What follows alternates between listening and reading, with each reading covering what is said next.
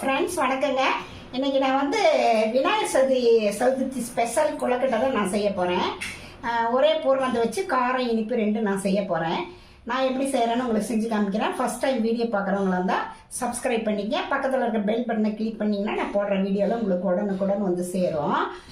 இதில் வந்து இந்த கொழுக்கட்டை வந்து ஒரு 10 மணி நேரம் ஆனாலும் வெடிக்காமல் இருக்கிறதுக்கு நான் சொல்கிற டிப்ஸை ஃபாலோ பண்ணுங்கள். நான் வந்து இந்த பச்சரிசியோ புழுங்கரிசியோ நம்ம என்ன அரிசி வேணாலும் எடுத்துக்கலாம். இதை வந்து ஒரு 4 மணி நேரம் ஊற வச்சுக்கலாம். இது வந்து தண்ணி வந்து 1க்கு 2.5 அளவாக நம்ம வந்து யூஸ் பண்ணிக்கணும். இப்போ வந்து இதை வந்து நல்லா மைய அரைச்சிட்டு வந்துடுறேங்க. இந்த மாதிரி நம்ம நைஸாக அரைச்சிட்டு வந்துக்கலாம். நான் வந்து அந்த உடையாமல் வெடிக்காமல் இருக்கிறதுக்கு நான் 1 ஸ்பூன் வந்து கோதுமை மாவு எடுத்துருக்கேன். அதில் கொஞ்சம் தண்ணி சேர்த்து இந்த கோதுமை மாவு வந்து நம்ம கரைச்சிக்கலாங்க.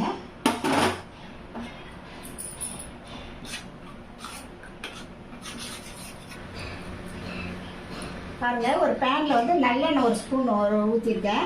இந்த கரைச்ச கோதுமை மாவு கரைசலை இதில் ஊற்றிக்கலாம். மீடியம் ஃப்ளேமில் வச்சு கலரலாங்க.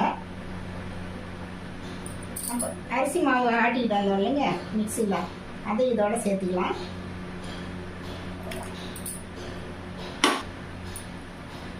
இது கலர் கொஞ்சமாக உப்பு போட்டுக்கலாங்க. இது அப்படியே கை விடாமல் கலரணும். மீடியம் ஃப்ளேம்லேயே வச்சு கலரலாம். பாருங்க, இப்படியே கலரி விடணும். கை விடாமல் கட்டி இருக்கிற மாதிரி தான் இருக்கும். கலரி விட்டுட்டோம்னா சரியாக போயிடும். அப்படியே கலரி விடுங்க. பாருங்க, இப்படி ஒட்டாமல் இந்த மாதிரி வருது பாருங்க. ஒரு 1 நிமிஷம் இருந்ததுன்னா போதும்.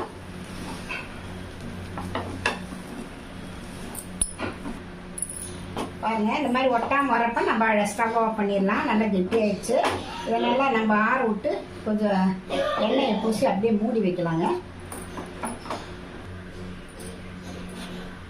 இது வந்து 1 கப்பு தேங்காய் எடுத்துருக்கேங்க. கொஞ்சம் அப்படியே வறுக்கலாம் பேனில். 1 கப்புக்கு ஒரு 3/4 கப்பு வந்து வெல்லத்தை பொடிச்சு வச்சிருங்க. இந்த தேங்காய் பூவில் இருக்கிற மாய்ச்சரே இதுக்கு போதும். தண்ணிலாம் இது ஊற்ற வேண்டாம்.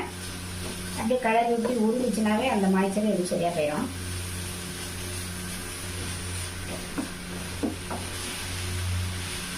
ரெடி ஆயிடுச்சு. அவ்வளோதான். இது கொஞ்சம் நம்ம வாசத்துக்கு கொஞ்சம் ஏலக்காய் போட்டு ஊற்றிட்டு நம்ம வந்து ஸ்டவ் ஆஃப் பண்ணிடலாங்க. இது ஆற்றுங்க. அதுக்குள்ளே நம்ம காரத்துக்கு நம்ம ரெடி பண்ணிக்கலாம். காரத்துக்கு ரெடி பண்ணிக்கலாங்க. ஒரு பேனில் கொஞ்சம் எண்ணெய் ஊற்றிருக்கேன். கொஞ்சம் கடுகு, ஒரு 1/2 டீஸ்பூன் உளுந்து,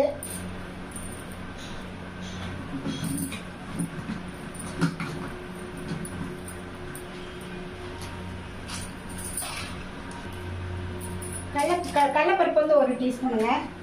இதெல்லாம் நல்லா பொரியிட்டோம் சிறக்க.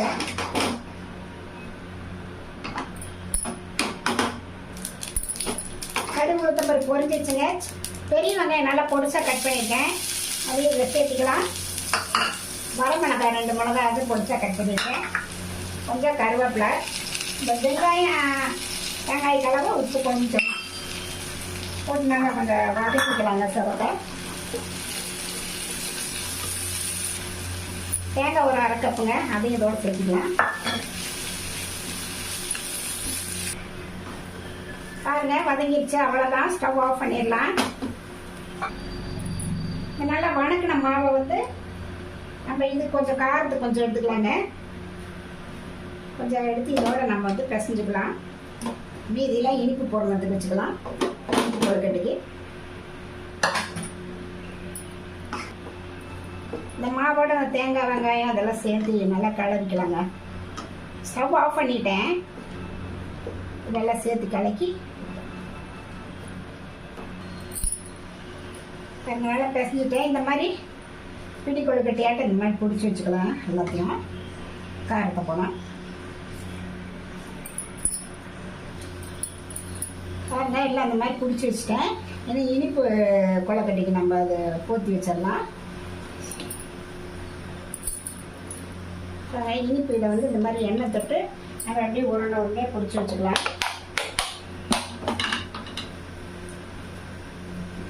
நம்ம சின்ன சின்ன உடனே பொடிச்சு வச்சுக்கலாங்க.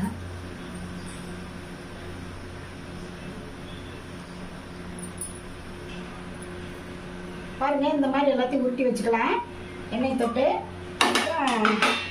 இந்த எண்ணெய் இந்த மாதிரி தட்டத்தில் தடவிட்டு நம்ம இதை நல்லா ரவுண்டாக பூரி ஷேப்புக்கு அமுத்திக்கலாம். பாருங்க, இந்த மாதிரி அமுத்தி விட்டுட்டு பூரணத்தை வந்து இந்த மாதிரி சென்டரில் வைக்கலாம்.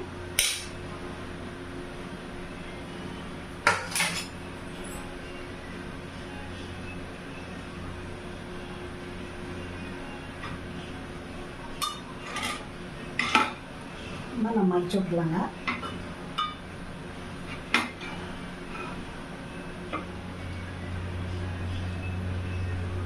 ஃபோர்க்கு ஸ்பூன் இருந்துச்சுன்னா அந்த மாதிரி நம்ம ப்ரெஸ் பண்ணி விட்டோம்னா அப்படியே உடையாம.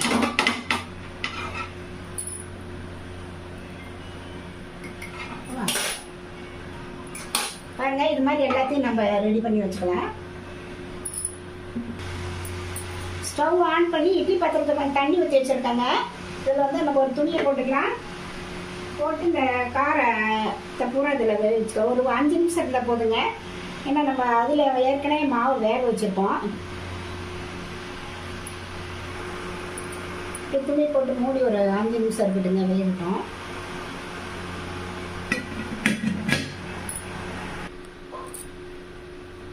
பாருங்க, ரெடி ஆகிடுச்சு. 5 நிமிஷம் ஆகிடுச்சு.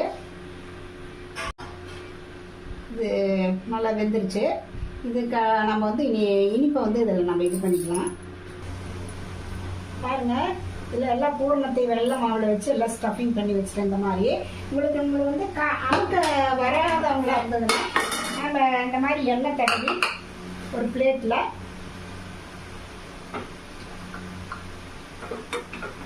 தட்டு இருக்குங்க, இந்த மாதிரி தட்டோ ஒரு பவுலோ ஏதாச்சும் வச்சு நம்ம இந்த மாதிரி ப்ரெஸ் பண்ணிக்கலாம்.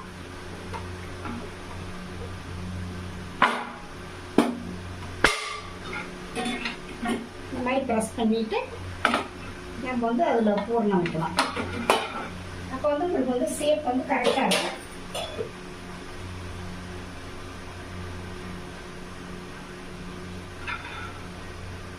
அதில் உங்களுக்கு வைக்க தெரியாதவங்க இந்த மாதிரி செஞ்சுக்கலாம்.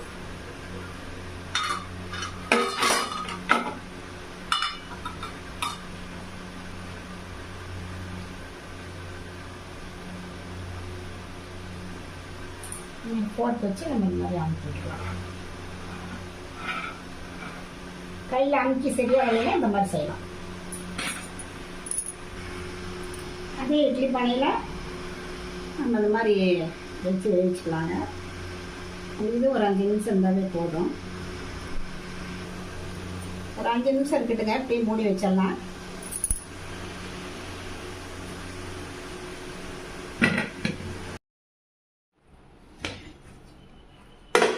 பாருங்க,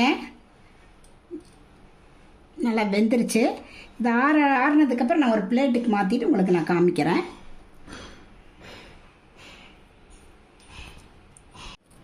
பாருங்கள் எப்படி இருக்குன்ட்டு. இது வந்து ரொம்ப சாஃப்டாக இருக்குதுங்க. உள்ள பூர்ணமாக இந்த மாதிரி நல்லா இருக்குது.